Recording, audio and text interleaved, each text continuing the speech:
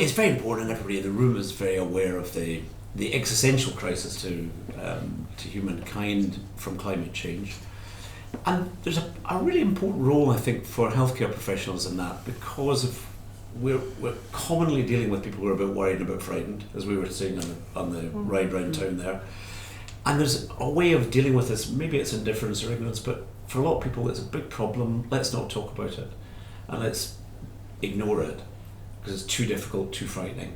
We have a role as healthcare professionals in saying, actually, yes, it's very important, but you need to notice it, you need to do something about it, and look at the example that we're giving. So I think we've tried to frame it in three ways, Fiona. Firstly, to say what's the impact of climate change on human health, as we've just been hearing about air pollution, respiratory disease. Secondly, what's the impact of the delivery of healthcare on climate change, as I mentioned earlier. And the third really important component is what can individuals and institutions do about that.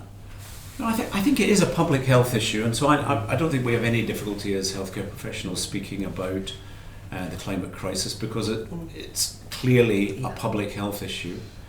I think as we deepen that conversation, then we put ourselves in the place of saying that active transport is a good thing to do. Once you start being on a bicycle or walking through the town, then air pollution is more of an issue than if you're sitting safely inside a car or whatever. And we have that interaction and that voice to use in the same way that we did. I think Martin mentioned smoking. I mean, the medical profession was a huge part of people stopping smoking after Richard Dole's evidence that we stopped smoking. The profession did, and we lobbied.